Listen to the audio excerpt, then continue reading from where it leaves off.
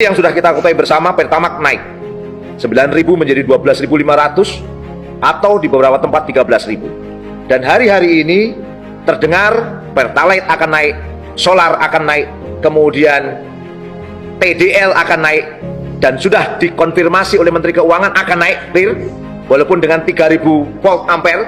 Tapi menurut Pak Ahmad Daryoko, pengamat kelistrikan, bahwa ini berpeluang 1.300 volt ampere pun akan naik, 450 volt ampere pun akan naik. Dolim tidak? Dolim. Dolim.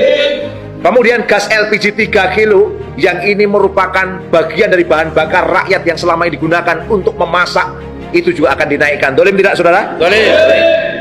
Saya menyampaikan, rakyat hari ini sudah terbebani. Dampak COVID-19 belum selesai. PPN 11% sudah terjadi. Pertamax naik sudah terjadi. Migor langka naik sudah terjadi. Hal ini memicu harga-harga pokok juga naik di mana-mana. BPJS juga menjadi syarat wajib pelayanan publik. Juli tahun depan, tahun ini, itu adalah ajaran baru buat anak-anak kita. Tentu ini akan membebani. Di dalam kondisi ini ternyata pemerintah negeri ini akan menaikkan solar, pertalite, gas melon, dan juga TDL. Luar biasa ini, saudara-saudara sekalian. Dolimnya luar biasa. Dolim sekali. Rakyat sudah menderita, ditambah penderitaan tambahan lagi, dan itu disebabkan oleh kebijakan rezim penguasa. Luar biasa. Saya menyampaikan, kalau kita berbicara tentang harga BBM, kalau kita bicara naiknya harga BBM, ini karena apa sih? Bener nggak karena harga minyak dunia itu meningkat? Dalam catatan kami, paling tidak ada 4 bagian penting untuk kita catat. Pertama, terkait dengan supply and demand, penawaran dan permintaan. Kita tahu betul bahwa Indonesia per hari produksinya itu paling hanya sekitar 700.000 sampai 800.000 barel per hari. Sementara kebutuhannya memang di atas 1 juta barel per hari. Berarti ada gap di situ, ada kekurangan. Nah, kekurangan selama ini itu diambil dari impor. Ya, diambil dari impor. Impor minyak mentah maupun impor BBM. Jumlahnya sekitar 30% sampai 40%. Ya, up and down, ada naik, ada turunnya. Kalau 30%, 40% ini dihargai dengan minyak internasional, harga minyak dunia masuk akal. Karena memang impor minyak mentah. Tetapi kita juga perlu mencatat bahwa ternyata setiap kenaikan 1 barel minyak mentah dunia, ada pendapatan neto bersih masuk ke dalam APBN kita itu sebesar 400 miliar. Catatan kita ketika Maret kemarin harga minyak dunia itu 113 US dollar per barel, ya, itu ternyata ada pemasukan kurang lebih 20 triliun rupiah. Kemana dana ini, pertanyaannya? Kalau ini dilakukan dengan tidak benar, sungguh sangat dolim tentunya. Catatan yang menarik, ketika dulu harga minyak dunia tahun 2020, Maret April itu turun, kenapa harga BBM tidak ikut turun? Ini yang cukup aneh. Dalam catatan ada seorang pengamat perminyakan yang menyampaikan data yang menarik ini. Apa data yang menarik? Ketika harga minyak dunia itu turun di bulan Maret dan April tahun 2020 yang lalu, itu ternyata ada pemasukan sekitar 170 triliun. Beliau mempertanyakan kemana dana 170 triliun ini. Ditanyakan oleh pengamat perminyakan. Namanya nggak usah saya sebut. Silahkan searching di internet akan ketemu. Nah, ini sebuah pertanyaan, kemana dana-dana tambahan yang diperoleh dari kenaikan harga minyak dunia maupun turunnya minyak dunia? Itu pertanyaan menggelitik harus kita tanyakan. Oke, impor. Oke, dari situ. Kemudian, kalau kita bicara, hari ini kita kurang lebih Pertamina itu bisa mensuplai dari kalau 100% kebutuhan 100% produksi dalam negeri, Pertamina itu bisa memproduksi kurang lebih 56%. 56%. Selebihnya kurang lebih 44%, ya, itu berarti dari kontraktor kontrak kerjasama yang sebagian besarnya adalah berasal dari asing, ya, dari asing. Anehnya ternyata harga Pertamina maupun harga kontraktor kontrak kerjasama dihitung juga dengan harga minyak internasional. Padahal harga produksinya itu hanya sekitar 19,71 US dollar per barel. Kalau 19,71 atau 20 lah anggap saja berdasarkan data SKK Migas dijual dengan 113 US dollar per barel, kacau tidak ini kira-kira? Produksi dari bumi kita, menghasilkan dari tanah kita, dari laut kita, dijual dengan harga minyak internasional, kacau tidak kira-kira? Kacau. Dolim tidak kira-kira? Solid. Inilah pola yang kacau selama ini.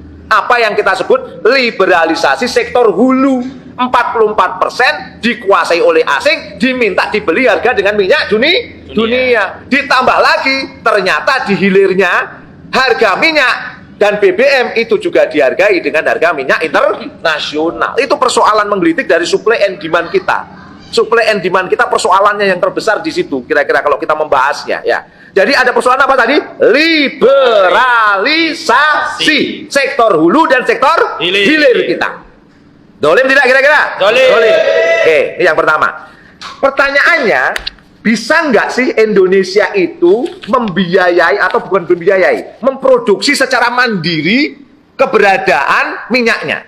Dalam konteks kita ternyata, saudara-saudara sekalian, dari data yang kita peroleh, ya, dari data yang kita peroleh, kalau kita membaca data yang kita dapatkan, ya, ternyata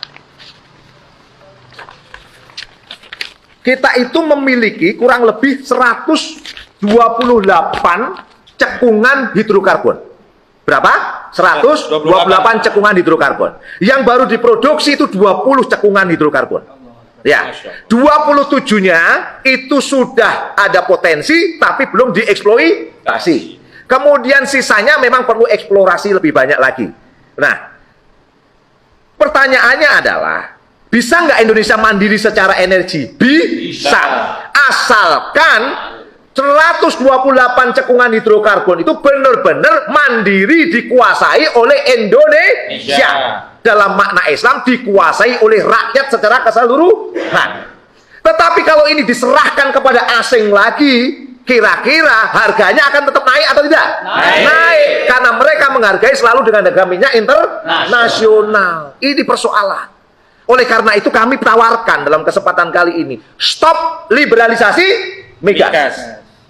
Terus kemudian migas diletakkan pada siapa? Kembalikan menjadi milik rakyat secara keseluruhan, muslim maupun non-muslim. Ini clear. Dan inilah yang disarankan oleh Islam. Karena dalam pandangan Islam, minyak gas yang jumlahnya berlimpah termasuk di dalamnya sumber-sumber daya energi yang lainnya itu adalah milik rakyat secara keseluruhan. Takbir. Pertanyaannya, wani pora? Kudu wani. Harusnya berani. Jangan sampai beraninya cuman menghilangkan subsidi bagi rakyat, sementara ketika menghentikan liberalisasi ora wani. Harus berani. Kita butuh kepemimpinan yang kuat untuk ini. Oke ya. Nah, ternyata kalau ini semua mandiri, semua ini mandiri, menghasilkan dari bumi kita sendiri, diproduksi oleh kita sendiri, itu ternyata harga BBM setingkat Pertamax itu bisa 4.700 kalau 100% ya, sekali lagi ya. Kalau berapa? 100% kita mandiri mengelolanya. Bisa nggak kira-kira? Bisa. Wani pora. Nah, itu yang paling penting untuk kita catat. Bukan wani piro ya? Bukan wani piro, wani pora. Berani tidak gitu maksudnya ya. Oke, hitung-hitungan angka, silahkan lihat video-video kita sebelumnya supaya clear ya. Kita percepat saja. Nah, kemudian persoalan yang kedua, setelah liberalisasi sektor hulu dan sektor hilir tadi, ternyata ada persoalan yang kedua, yaitu apa yang kita sebut tadi sebagai spekulasi pasar komoditas berjangka.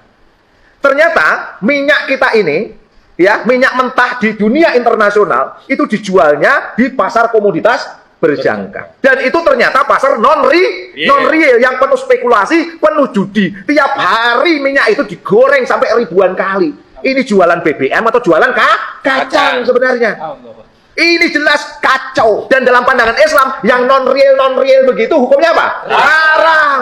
Tinggalkan yang non-real, tinggalkan perjudian, kembalikan yang real saja. 19,71 US dollar per barrel. Murah tidak?